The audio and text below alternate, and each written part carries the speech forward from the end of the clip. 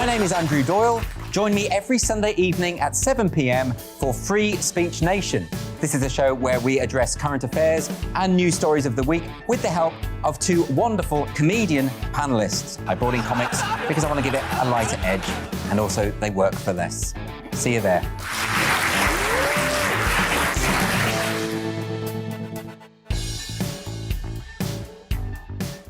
Join my show Farage, 7 p.m. till 8 p.m. Monday through Thursday, and there you will get opinion, analysis, debate, and I'll cover stories that nobody else dares to touch.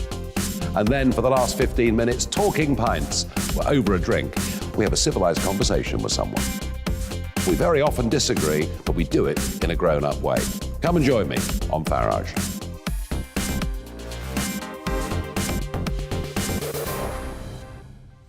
I'm Colin Brazier. I've reported from more than 70 countries around the world, covered wars from Afghanistan to Iraq, from Lebanon to the Balkans. I'm trying to bring that experience, that feel for events, to the studio. And something else, I'm ready to give an opinion. Today's stories with a spark. Brazier from 8 p.m. weekdays on GB News.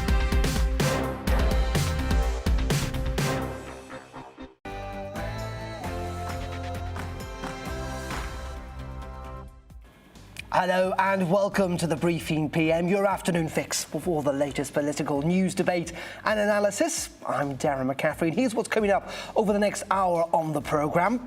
We'll be reporting on the 1.4 million NHS staff in England who'll have to be vaccinated against coronavirus by next spring if they want to keep their jobs. That's what the government's revealed in the last hour. We'll be debating with Unison, the union, about whether it's a good idea or not.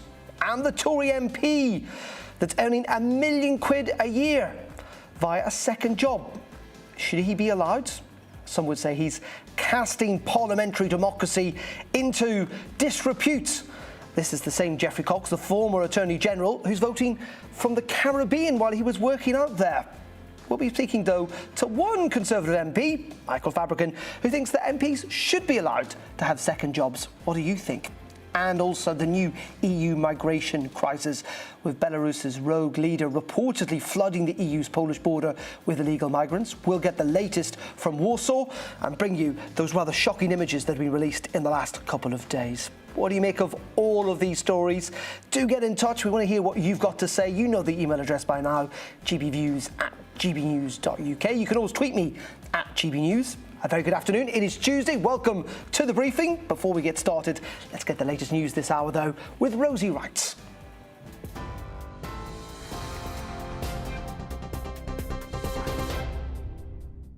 Thanks, Darren. Let's get you up to date at 3 o'clock.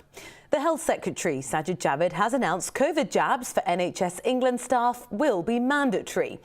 Employees will have to be fully vaccinated by April unless they can prove they're exempt. Around 100,000 NHS workers haven't had their first dose yet. Care home workers in England have already been told they must have both jabs by this Thursday. Sajid Javid says it's necessary to protect patients.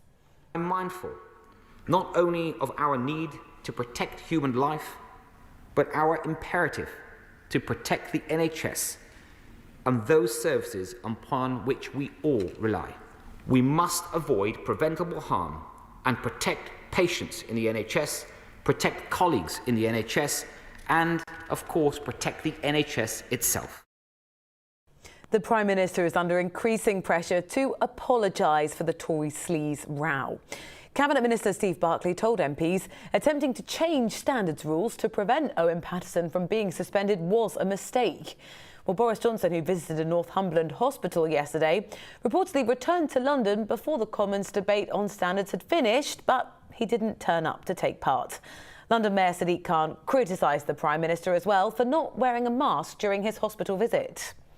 Somebody in a position of power and influence who is clearly an opinion former is in a hospital where there are clearly people who are unwell, not wearing a face mask. And what is noticeable is that those with the Prime Minister, the clinicians, the experts, the nurses, the doctors, the heroes, were wearing face masks. And wearing a face mask is the most unselfish thing you can do. And the fact that the Prime Minister wasn't wearing one speaks volumes. Sir Keir Starmer visited the husband of Nazanin Zahawi Ratcliffe, who's now on the 17th day of his hunger strike. He said there must be a resolution to the case. Richard Ratcliffe wants the government to do more to secure the release of his wife, who's been detained in Iran for 5 years.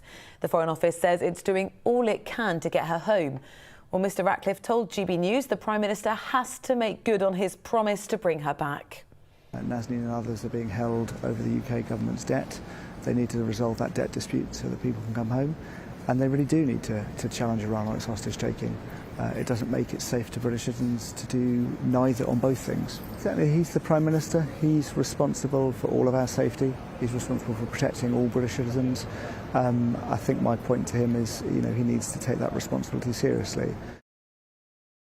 Tensions are rising on the Poland-Belarus border, where thousands of migrants are currently gathering. It comes a day after hundreds of people try to break through the barriers, cutting barbed wire fences to get into Poland. Polish security forces described the influx of migrants as a coordinated attempt to massively enter the territory, accusing the Belarusian government of launching hybrid attacks against the country. The UK government has pledged £165 million of funding for communities and women's groups to try to tackle climate change as part of COP26 summit's Gender Day. The 3.5-metre tall Syrian refugee puppet arrived at the summit to highlight the plight of refugees. Little Amal has travelled 5,000 miles through Europe and the UK. She opened the session on advancing gender equality and climate action. Nancy Pelosi, Speaker of the US House of Representatives, told COP26 delegates that 80% of people displaced in climate change are women. Addressing the rapidly changing climate is a matter of justice and equality with the most vulnerable, most affected, including Indigenous communities, less developed countries, and our focus today and every day on women. England and Manchester United striker Marcus Rashford has been awarded an MBE, and he's dedicated it to his mother. The 24-year-old was commended for his campaign last summer, working to ensure that no vulnerable children went hungry. It resulted in the government changing its policy on free school meal vouchers during lockdown. The football star says he still has dreams he wants to accomplish. Thousands of ceramic poppies are on display at the Imperial War Museum North in Trafford near Manchester. The new artwork has handcrafted ceramic flowers cascading 30 metres down and pooling within what they call the air shard. The sculpture will be on display to the public from tomorrow ahead of Armistice Day as part of remembrance events. You are up to date. We'll bring you up to speed again in half an hour. Now back to the briefing with Darren McCaffrey.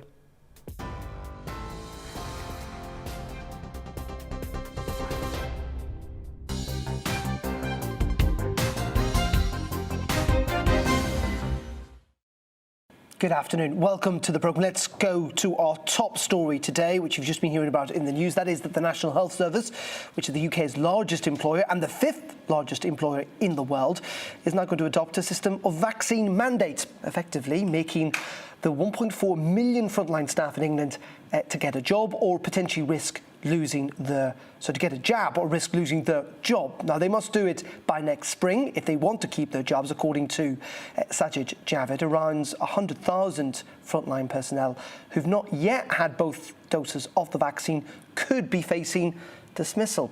Many have been offered the vaccine a year ago or so, and it's likely they've chosen not to have it rather than not having the time to have had it. But where does this leave us when it comes to what may well happen, the reaction to it?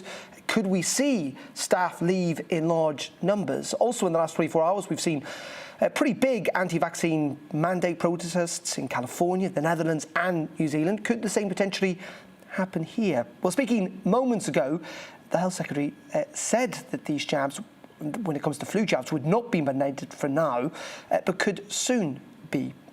Writing in the Telegraph earlier this week, the former Health Secretary Matt Hancock explained the logic for that. This is what Matt Hancock had to say. He said that all the same arguments apply with just as much force to flu. We know the COVID and flu vaccines can be safely administered together.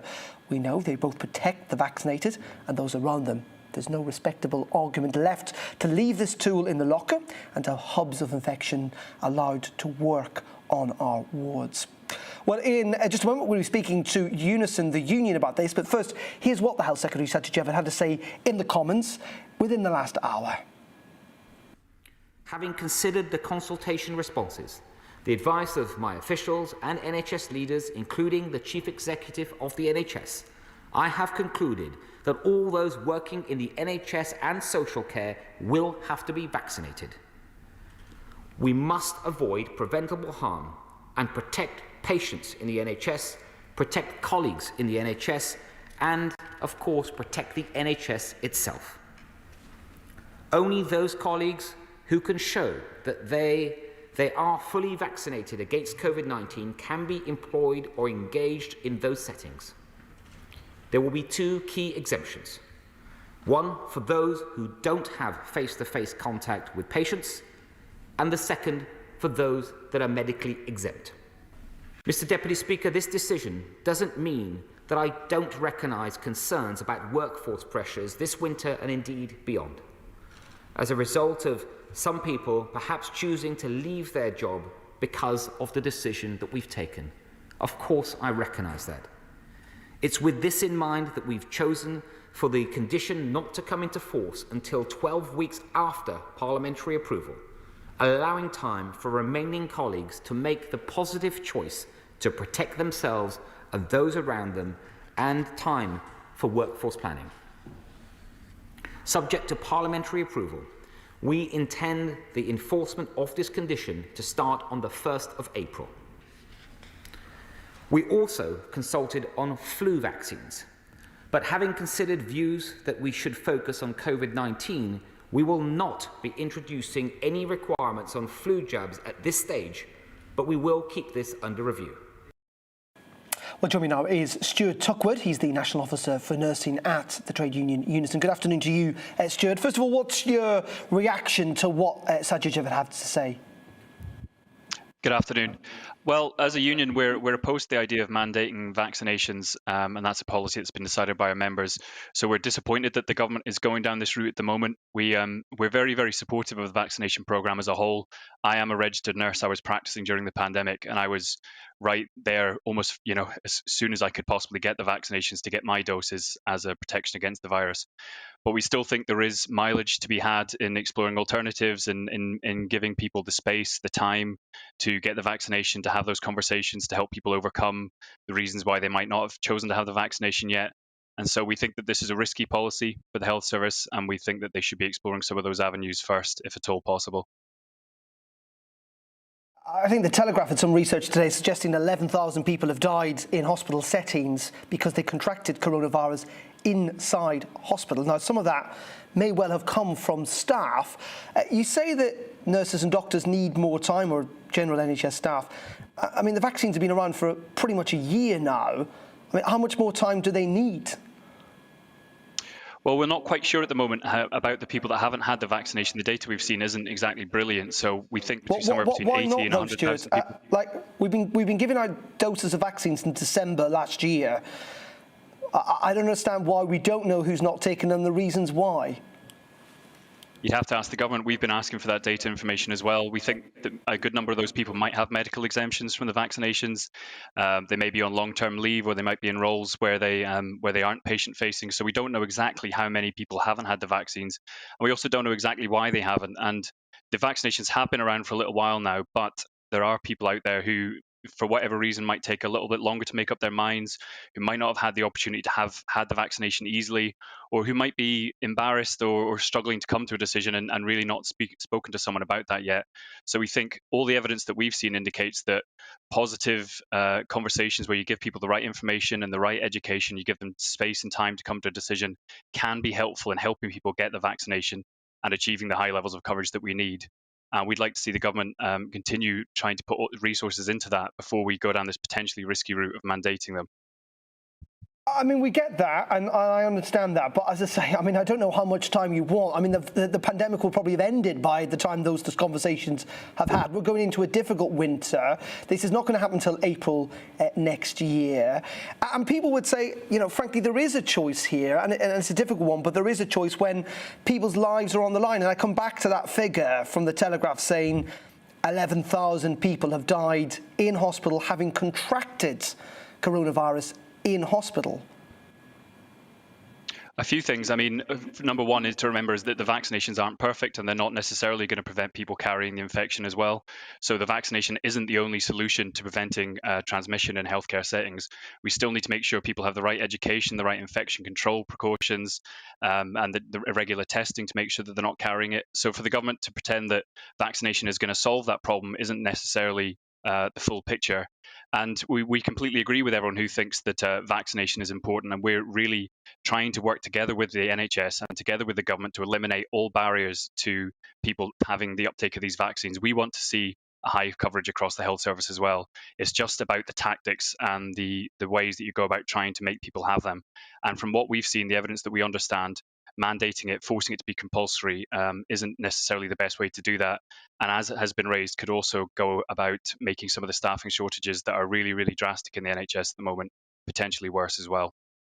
And just finally on this, Stuart, you talked about it there, didn't you, that your members themselves, even though lots of them are in favour of the vaccine, I think as a union you're in favour of the vaccine programme, clearly don't feel comfortable with this being mandated. Just explain why that is. You must have had some conversations with these people who are refusing to have the vaccine.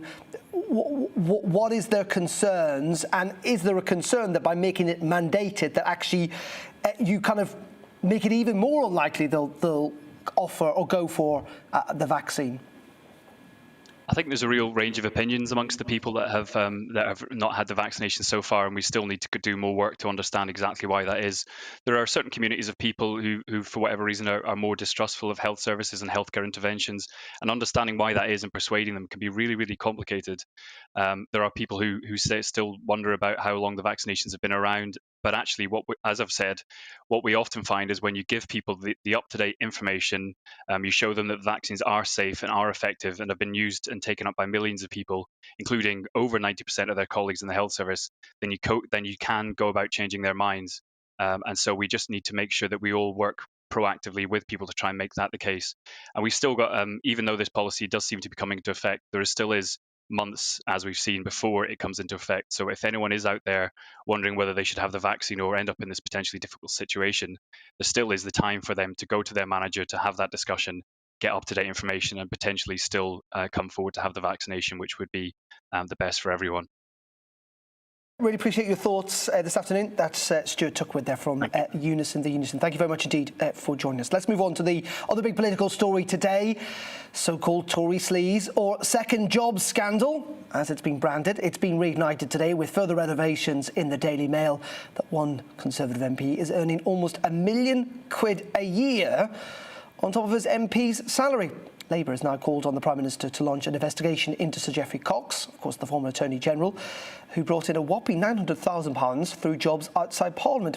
The MP racked up the wage bill as a lawyer, which included travelling to the British Virgin Islands to advise on a corruption inquiry. In fact, he earned hundreds of thousands of pounds from a second job while voting remotely from that beautiful Caribbean location. Well, Labour Chair Annalise Dodds said he took advantage of the COVID restrictions to work remotely from the Caribbean. Delighted to say, joining me now is Michael Fabricant, a Conservative MP, who joins me. Good afternoon to you, Michael. First of all, we'll get on to the wider issue of second jobs in a second. I mean, Geoffrey Cox, it's pretty indefensible, isn't it? I mean, he's earning, 10 times his wage, doing a job that takes up 140 hours a month, which is a 35-hour week, essentially, and doing it from the Caribbean. Yeah, I think the whole position is actually not so much how much he's earning, because it seems to me there's a lot of jealousy going on here from unemployable MPs who people wouldn't actually employ them for a second job anyway because they have no skills whatsoever. And the amount of time they're taking, I think that is relevant. And perhaps that's something that a future committee of the House of Commons might want to look at, because at the end of the day, it's meant to be a second job. It's not meant to be your main job and the MP thing being a sideline.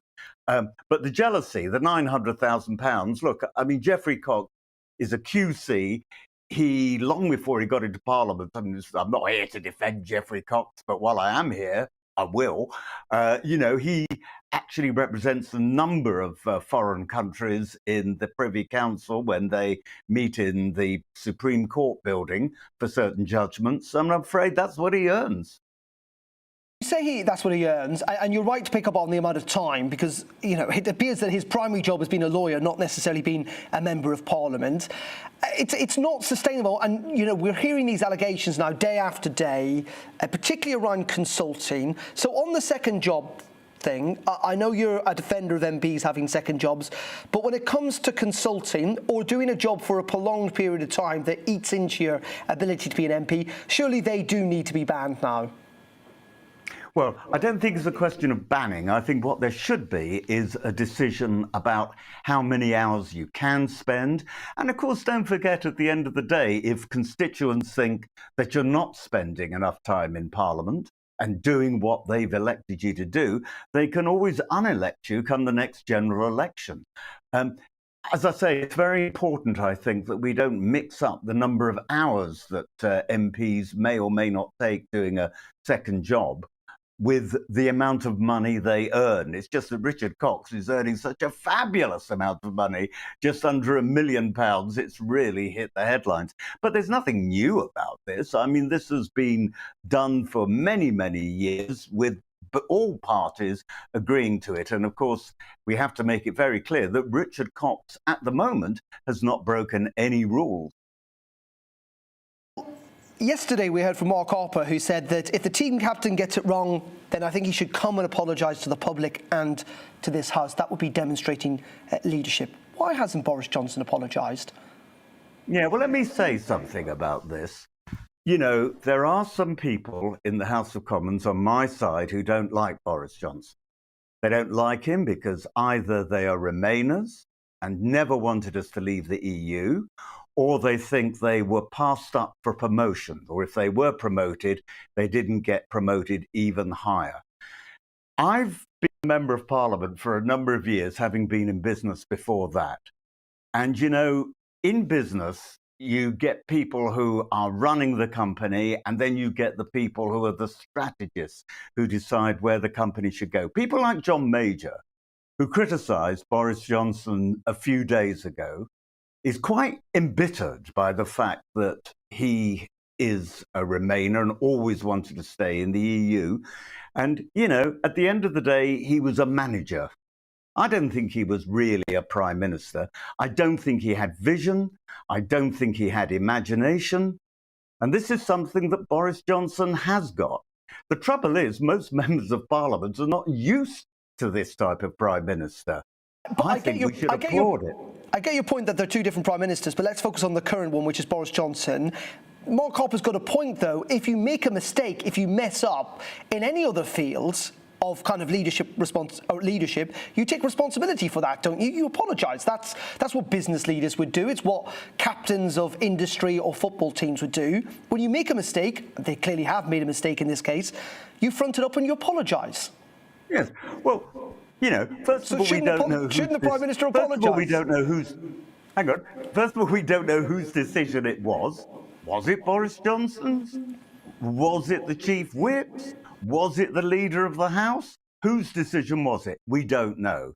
And then when it comes to apologising, Mark Harper knows full well that the forum for that would be the 1922 committee, not on the floor of the House. The buck stops with the Prime Minister, one would say. That's what happens in politics. He's the one who should be apologising. Okay. Michael, we'll have to leave it there. We've run out of time, but thank you very much for your thoughts. Appreciate it, as always. Michael Fabricant there joining us, the Conservative MP. Delighted to say that Chris Curtis is with me in the studio to look at kind of where this is having an effect on the polls. And we have seen kind of slight shifting, haven't we, in the polls in the kind of last week or so. How much can we link that to what has happened with the Owen Paterson affair? It's very difficult. It's very difficult in polls to link together, news events with actually movement in the polls. Quite often you can see something that's very, very big in Westminster, but doesn't cut through with the public. I think this is probably one of the reasons we've seen a shifting in the polls. Certainly in our Observer poll at the weekend, what we saw was an increase in the proportion of the public who said that they thought the Conservative Party and thought Boris Johnson were corrupt rather than being clean and honest. But also it's worth putting this in the wider context. The Conservative lead in the polls has been falling fairly consistently since the sort of vaccine rollout ended in May.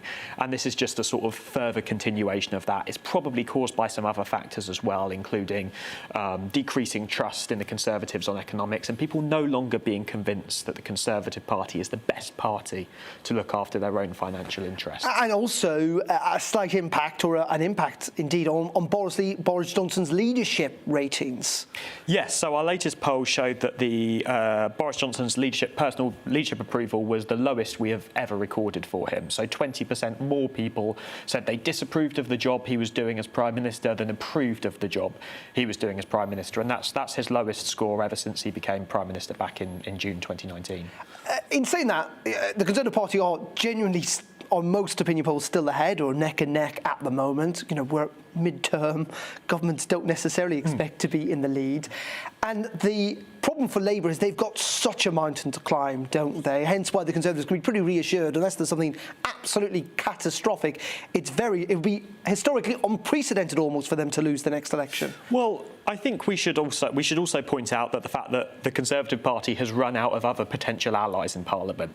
So if the current opinion polls were to happen, whether that's a 1-point Labour lead or a 1-point Conservative lead, as we've been seeing, the chances are after that Keir Starmer would end up being Prime Minister of the country, because with the support of the SNP and the Lib Dems, if that were to happen on election day, he'd probably end up with enough seats in Parliament to get the votes to make him Prime Minister, albeit in a very unstable government. But there's obviously 3 very important caveats we need to make to that. The first is the one you just made. This is a midterm blues. It always happens. Governments do normally start to recover from this point. The second point is that there are still a lot of bad polling numbers for the Labour Party. Keir Starmer's leadership approval ratings have also gone down since last summer. Voters increasingly say while they do view him as competent, they also see him as weak. They're still not particularly trusted on the economy. And the third point, I think, is that Boris Johnson is the king of comebacks. Twice so far he has managed to bring the Conservative Party back from, in 2019, the brink. They were polling their worst ever in the polls. By December, he won that landslide election victory. And also this time last year, things were looking pretty bad from the Conservatives. And then the vaccine rollout and his sort of impressive messaging there brought the Conservatives back as well. So who's to say he can't do exactly the same thing again? Indeed, indeed. Chris, thank you very much indeed. Chris Curtis there with how this is all impacting on the opinion polls. OK, we're going to take a quick break here on the briefing on GB News. Back in just a couple of minutes. We're going to be in Glasgow live at COP with Tom Holwood, and also in Poland with the latest on that situation with migrants on the Polish-Belarusian border. That and much more in just a couple of minutes. But first, let's get the weather from the Met Office down in Exeter. Hi there. It's rather cloudy out there for much of England and Wales, with some light rain and drizzle. Clearer skies for Scotland and Northern Ireland during the rest of the day and overnight, but with some blustery showers. Here's the cold front that brought some rain to the northwest on Monday. It's now sunk south, and so for much of England and Wales it's bringing some cloud and outbreaks of rain, whilst showers arrive into Scotland and Northern Ireland, and some fairly heavy downpours into Tuesday evening. A band of more persistent rain sweeping south across Scotland and Northern Ireland. Meanwhile, it stays cloudy and damp for a large part of England and Wales, just the far southeast, with some clear spells there, and temperatures dropping away in Kent, for example. Also, a colder night to come for Scotland and Northern Ireland. A touch of frost possible in some sheltered northeastern parts. A bright start here, but a dull and damp start elsewhere. Some persistent rain for parts of northern Devon and Cornwall, Wales, the Midlands, perhaps East Anglia as well. The rain ebbing and flowing, I think, through the morning and into the afternoon. It's just going to stay grey with occasional outbreaks of rain in this area. Sunnier skies for the far southeast and the north. Northern England, North Wales seeing a brighter day, and with further blustery showers for northern and western Scotland, perhaps parts of northern and western Northern Ireland as well. Into Wednesday evening, and we keep those blustery showers, perhaps some longer spells of rain in the far north and northwest. We also keep a lot of low cloud across England and Wales, that cloud covering the hills, leading to a gloomy start to Thursday, but a mild start in the south, temperatures at 9 to 11 Celsius first thing. We're looking at mid-single figures further north. That strong wind in the far north continuing to blow showers through the Northern Isles, the far north of the mainland of Scotland. Otherwise, much of Scotland, Northern Ireland, fairly dry with some bright spells on Thursday, a lot of cloud further south for England and Wales. Friday looks unsettled in the north and west, drier at the weekend.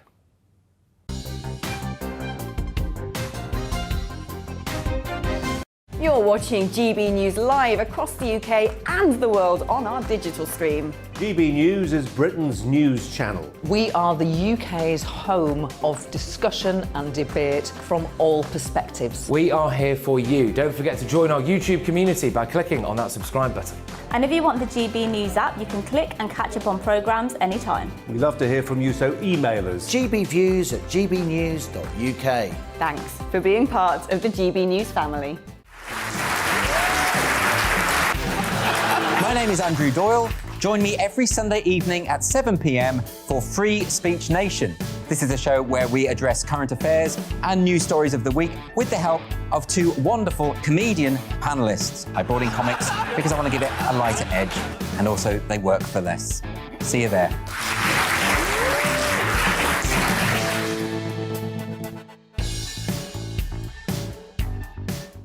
Join my show Farage, 7 p.m. till 8 p.m. Monday through Thursday. And there you will get opinion, analysis, debate, and I'll cover stories that nobody else dares to touch.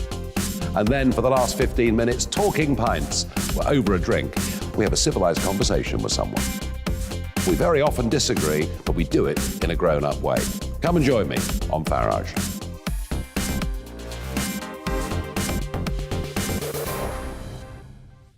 I'm Colin Brazier. I've reported from more than 70 countries around the world, covered wars from Afghanistan to Iraq, from Lebanon to the Balkans. I'm trying to bring that experience, that feel for events, to the studio. And something else. I'm ready to give an opinion. Today's stories with a spark. Brazier from 8 p.m. weekdays on GB News. Join us for the Political Correction. We're here every Sunday to correct politics and put you, the people, back in charge. We talk about all areas of the United Kingdom, including Northern Ireland. Our debate goes way beyond the Westminster Village. It's about the real country. It's about your opinion. So please, we want you to tell us what you think. This is the Political Correction. Every Sunday morning from 10 a.m. here on GB News.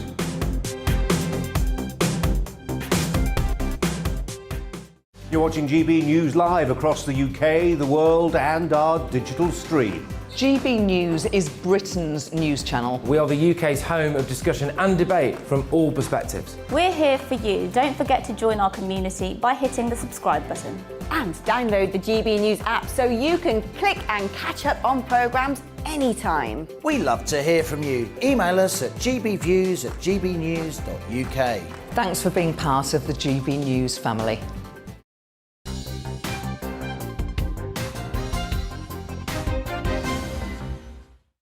Hello and welcome back to the briefing just after 3:30 on this Tuesday afternoon. Thank you very much indeed for your company. Let's go live to Glasgow now and join Tom Harwood, where COP26 is trundling on into this second week. And today, Tom, is about promoting gender equality.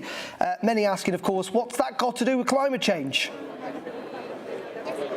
That's certainly true. There have been a number of senior female politicians hosting events and panels here today. It seems like it's a day of discussion, perhaps not all that much action. It does feel that by the time we've got into this second week of COP, they're just finding a lot of other things to talk about. There's sort of as if they need to fill the public-facing side of this conference while the actual nitty-gritty negotiations go on behind the scenes. I do wonder how relevant it is to be talking about how to make climate change a feminist issue, all of these other takes on climate change. Ultimately, what is this conference all about? It's about keeping warming below 1.5 degrees. It's about reducing CO2 emissions, hopefully halving them by the end of the decade, and maybe eliminating them or reaching net zero as a world by 2050. Those are the goals of this conference. Squeezing in lots of other agendas to that, it sort of almost feels like it's wallpaper. It feels like they're sort of finding other things to talk about because they need to have all these different events and all these different announcements to attract people to this conference. events. Really, the meat of what's going on is going on in a very dull, dry rooms with white walls and uninteresting people going over the details of negotiation and international treaty law. So there's lots of other fun and colourful things that go on for the public-facing bit, and I think that this day is just about that. Tom, we had Barack Obama yesterday and some of the big American politicians in town again today.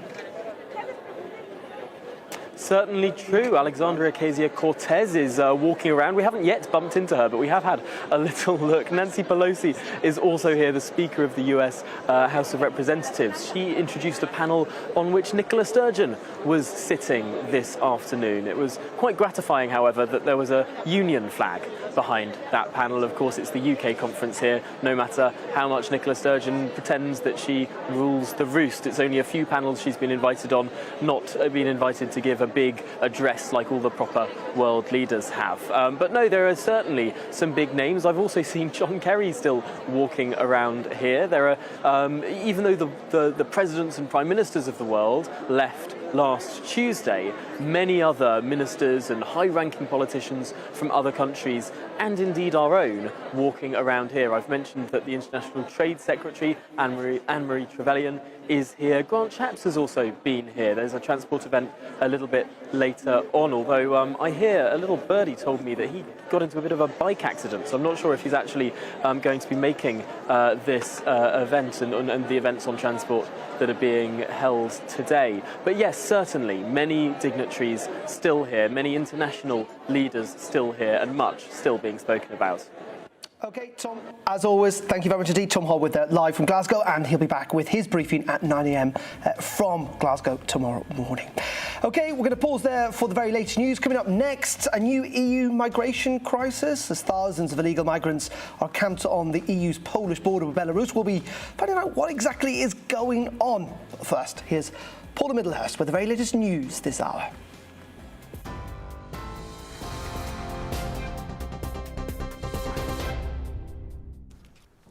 Good afternoon. The latest news this hour. The Health Secretary, Sajid Javid, has announced COVID jabs for NHS staff will be mandatory if they're working on the front line.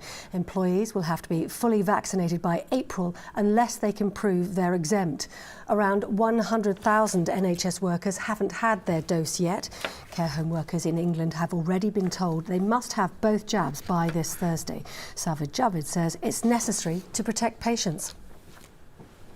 The UK government has pledged £165 million of funding for communities and women's groups impacted by climate change. The funding was announced as part of COP26 Summit Gender Day. And Little Amal, a 3.5-metre tall Syrian refugee puppet, opened the session on advancing gender equality in climate action. The puppet had travelled 5,000 miles through Europe and the UK to highlight the plight of refugees. Tensions are rising on the Poland-Belarus border where thousands of migrants are gathering. Polish security forces have accused the Belarusian government of using the migrants as weapons and launching hybrid attacks against the country. Sir Keir Starmer visited the husband of Nazanin Zaghari-Ratcliffe, who's on the 17th day of his hunger strike, and said there must be a resolution to this case. Richard Ratcliffe wants the government to do more to secure the release of his wife, who's been detained in Iran for 5 years. The Foreign Office says it's doing all it can to get her home. And England and Manchester United striker Marcus Rashford has been awarded an MBE and he's dedicated it to his mother. The 24-year-old was commended for his campaign last summer working to ensure no vulnerable children went hungry. It resulted in the government changing its policy on free school meals vouchers during lockdown. The football star says he still has dreams though, that he wants yet to accomplish.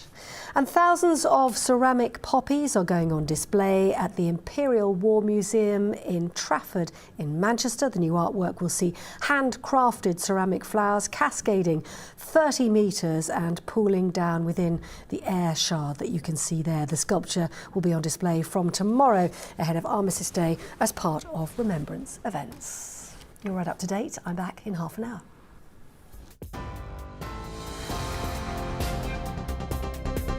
You're watching GB News live across the UK and the world on our digital stream. GB News is Britain's news channel. We are the UK's home of discussion and debate from all perspectives. We are here for you. Don't forget to join our YouTube community by clicking on that subscribe button.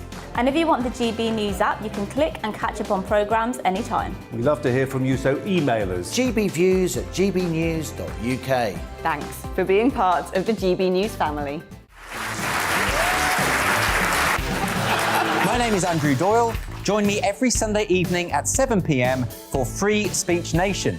This is a show where we address current affairs and news stories of the week with the help of two wonderful comedian panellists. I brought in comics because I want to give it a lighter edge, and also they work for less. See you there.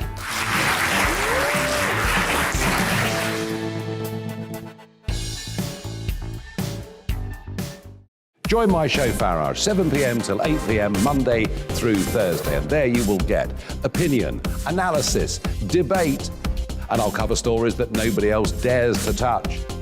And then for the last 15 minutes, talking pints. We're over a drink. We have a civilized conversation with someone. We very often disagree, but we do it in a grown-up way. Come and join me on Farage.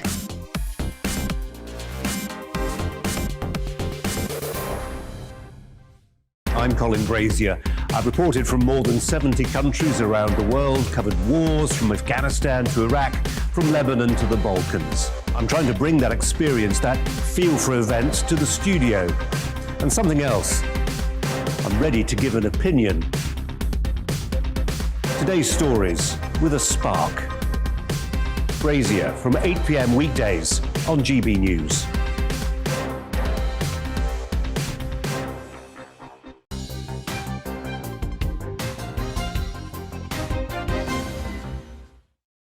Very welcome back. Now, Poland has accused its neighbour Belarus of hostile activity after having thousands of migrants storm its border, cutting wire fences and throwing objects. Poland has responded by deploying more than 10,000 troops to that border.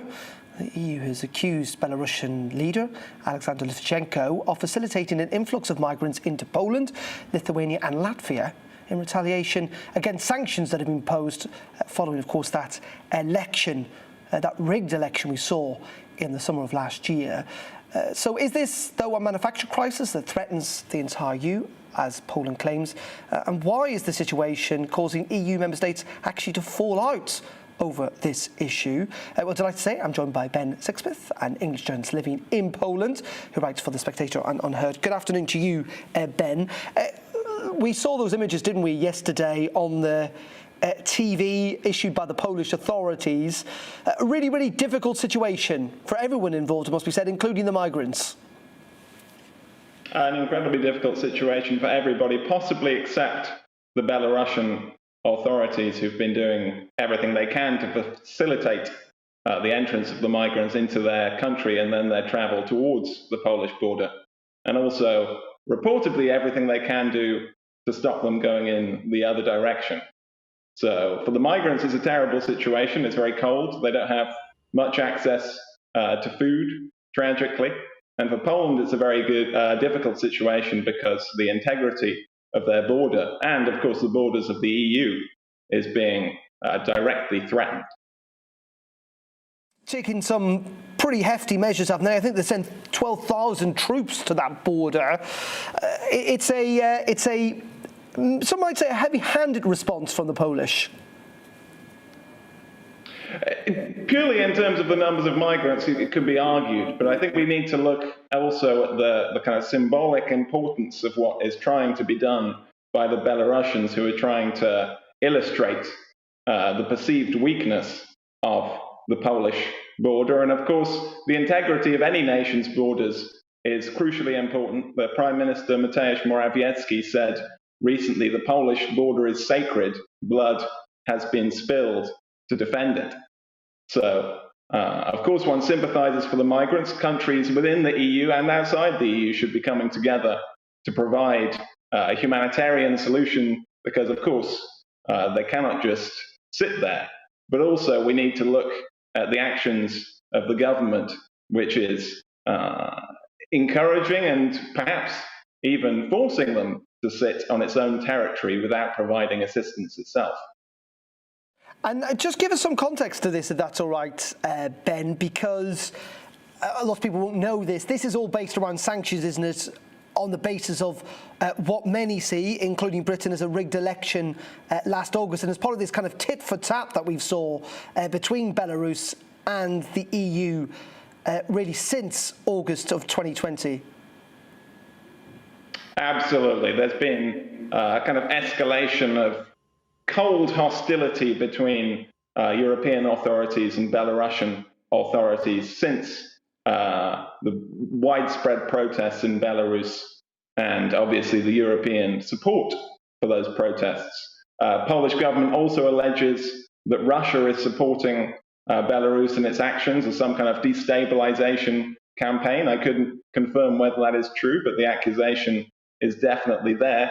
But I think as well as looking at Belarusian actions, we need to look at where the migrants are coming from, which is routes from the Middle East, and working with our allies in the Middle East, in countries like Iraq, where most of these migrants are coming from, but also from Turkey, I think, from Dubai, to make sure that migrants are not incentivized to pursue this tragically dangerous and self-destructive route. So the tag on the top left-hand corner is where you are in Poland. Those pictures aren't live, but were filmed yesterday. Just very finally, if I can, Ben, what's the atmosphere like there in Poland? Is there political consensus on this in terms of how the country is dealing with it? What's your sense of what the Polish people think of what's happening on their border? Well, of course, you have a difference of opinion within Poles. Some would be more liberal, some would be more conservative on the question of immigration and border controls. But I think certainly most Polish people would firmly support defending the integrity of the borders from any kind of illegal crossings. So yes, there will be differences of opinion. I can't speak for all Polish people, certainly. But I think generally you'll find firm support for the integrity of their own territory, especially when it's the crossings are assisted by a hostile power. Particularly Russia, of course, when it comes to Poland. Ben, thank you very much indeed. Ben Sixsmith there, joining us from Poland. Joining me in the studio is Mark Wider, Home Affairs and Security editor. Mark, really interesting, isn't it? Because this is also not just an issue that involves Poland. Many would say this is an EU external border. And we've seen the EU somewhat divided on how to respond to what's happening. Yeah, I mean, it has echoes of what happened in 2015 when you had a massive influx of migrants who'd come up from mainly Syria, and they'd been in camps in Turkey. Turkey effectively opened its borders to allow them to head up into Europe proper because of concerns it had that it was just being left to deal with this crisis itself. And in the end, the European Union ended up giving Turkey some £5 billion in order to help it deal with this crisis. This particular crisis, of course, is different to an extent because you've got Lukashenko really reeling from those sanctions that were imposed on it by the European Union, the United States and the United Kingdom in response to those widely perceived rigged elections that took place last year and his subsequent crackdown on the opposition to those elections. What we've got, though, within the European Union are countries that are saying to Poland, look, let Frontex, the border agency for the European Union, help out here. But Poland doesn't want to do that. They said, look, we've had thousands of migrants have already crossed into our borders. It was a rate of about 500 a day. And they've had enough. So they have bolstered their borders. They put these barbed wire fences across the borders. They have sanctioned their border guards and the military to prevent people from coming across the border. Even those who are claiming asylum are being turned around and sent back over to the Belarus side of the border. Now, that doesn't hang easy with a number of European countries, But at the same time, the European Union knows that it's got to try to defend its external borders from this massive influx, especially if it's being orchestrated by Belarus. And it's interesting, isn't it? I think we heard also from Lithuania talking about their security concerns, that they don't know who is crossing that border, because obviously that Belarusian border is with Lithuania as well. The key point is what is the solution to all of this? Because somehow, and rather tragically, these migrants, whether they be asylum seekers or not, are literally caught in the middle of a power struggle here. And people are saying that kind of Poland, the EU need to work with the countries from which these migrants are coming from, and also maybe trying to impose sanctions further on the airlines that might be in defect trafficking these migrants. Yeah, I think that is a key route forward. As far as the migrants are concerned, they are effectively being hoodwinked by the Lukashenko regime into thinking this is an easy route into the EU. And it was, to be fair, for a few months. They were getting through and into Lithuania, Latvia to a lesser extent, and into Poland. Now, Lithuania, you mentioned, they are putting more troops on their border today. Vehicles have been seen heading up towards their border. They are in talks about declaring a state of emergency. So those EU states bordering Belarus, Lithuania, Latvia and Poland are deciding on their own that they can't tolerate this anymore. They've got to put firmer borders in place. They don't want to have a repeat of what happened in Turkey and, of course, on the Greek islands with these massive camps that spring up with people being processed there and are often there for months, years on end. OK, Mark, thank you very much indeed. Mark White there with his analysis on what's happening in that. And, well, of course, the story we'll be keeping across here on GB News in the days to come. Certainly not going to go away. Let's move on, though, now, because the British Army soldiers and officers are going to be trained on sexual consent in attempts to end bullying and inappropriate behaviour towards women in the forces. The Defence Secretary Ben Wallace has held a meeting yesterday with senior officers to address what's been called a culture and conduct failing inside the Army. Of course, follows several scandals which have hit the armed forces. Perhaps most shockingly, there are claims about an alleged murder of a woman in Kenya. So how widespread is the problems? How can it be fixed? Well, delighted to say that joining me is Hattie Halslam-Green, former British Army captain. Hattie, thank you very much indeed for joining us. I suppose just first of all, give us your insight into how big a problem you think this is, kind of from the inside out, if that makes sense. I'm really sorry. I'm struggling to hear you. Can you just repeat that question, please? I will try one more time. I'm asking what your experience is. So, I mean, it's pretty difficult sometimes to speak about this in a non-emotive way when you've served yourself. When I came to leave the armed forces 3 years ago, certainly there was a lot of work going on to try and address issues around discrimination, inequality of experience in the workplace, and particularly in the light of the fact that women, for the first time in history, were moving into roles in combat arms. So it's disappointing that some of these conversations are still at the forefront. The fact that Ben Wallace, the Defence Secretary, is getting involved in this directly is really promising. That feels like a positive step. I think what's going to be really interesting here is seeing where the Army's at in 6, 12, 18 months' time, because these issues have all been raised before. My fear is that people are going to say the Army's not doing enough to tangibly address this. Continually having the discussion, that's one thing, but what actions are we going to see? What is actually going to be done to address this in a practical way? And what actions would you like to see addressed or carried out? So I think some of the the training piece around consent, around behaviours, those are all fantastic initiatives, but they are initiatives that have been raised previously. There's discussion at the moment about education and training for officers of a particular rank as they go into command positions.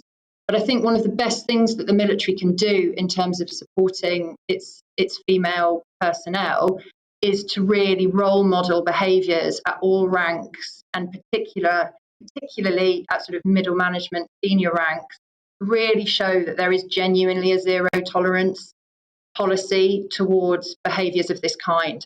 So education is great, training is great, having the discussions, it's all a step in the right direction. But until female service personnel can see tangibly that people will be held to account over these behaviours, then it's just empty words.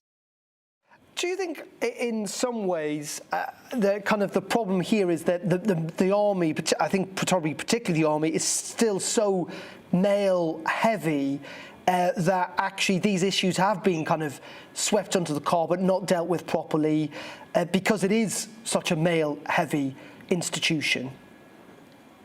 It is a really tricky situation. I mean, it's not the army's fault that it's very male-dominated, because the way it's historically been set up, the fact that women couldn't historically go into roles in the combat arms, means by its very nature there is going to be a difference in terms of the ratios of men and women. So I think it's, in some cases, I'm sure, there are plenty of examples of things being swept under the carpet, as there are across a number of organisations.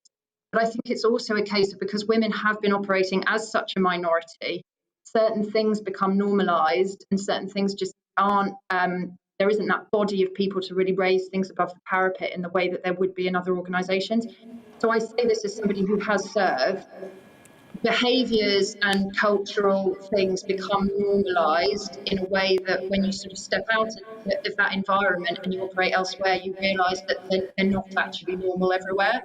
And that is one of the challenges of a very male-dominated organisation. You've got a certain way of thinking, particularly at sort of the middle management and the more senior, and it takes a long time to change some of those things. So, as I say, all of the discussions, the fact that the Defence Secretary is involved directly, it's all a step in the right direction. We really do need to see practical, tangible role modelling. I think that there is genuinely going to be a zero tolerance approach to these behaviours.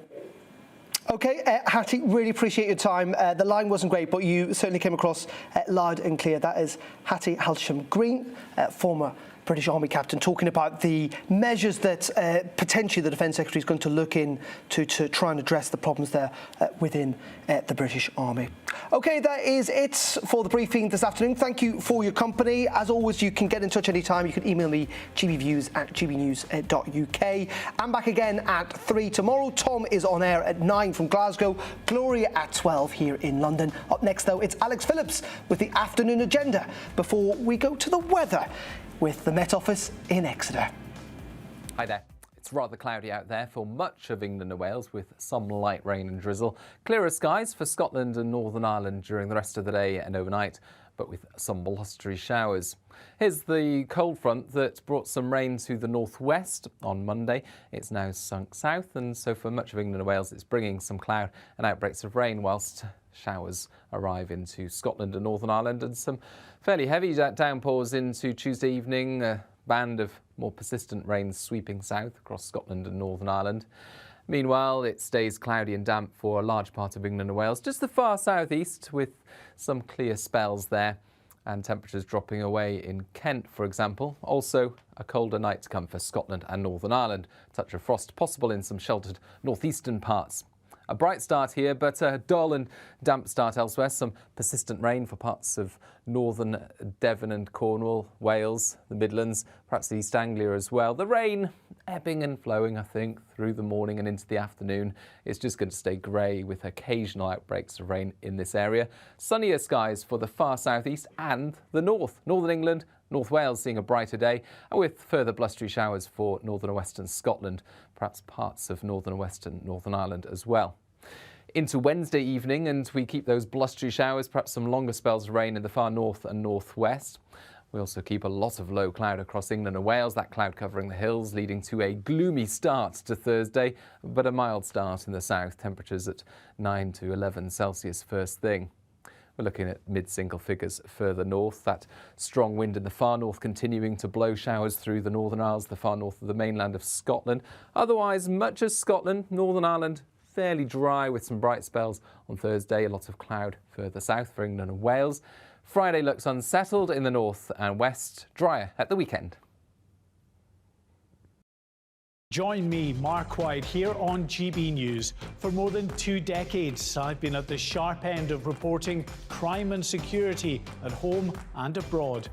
From the scourge of terrorism to the fight against violent crime and the deepening small boats crisis in the Channel, they're issues you rightly care about, and so do I. As GB News Home and Security Editor, my focus will be on the stories that matter to you. You're watching GB News live across the UK and the world on our digital stream. GB News is Britain's news channel. We are the UK's home of discussion and debate from all perspectives. We are here for you. Don't forget to join our YouTube community by clicking on that subscribe button. And if you want the GB News app, you can click and catch up on programmes anytime. We love to hear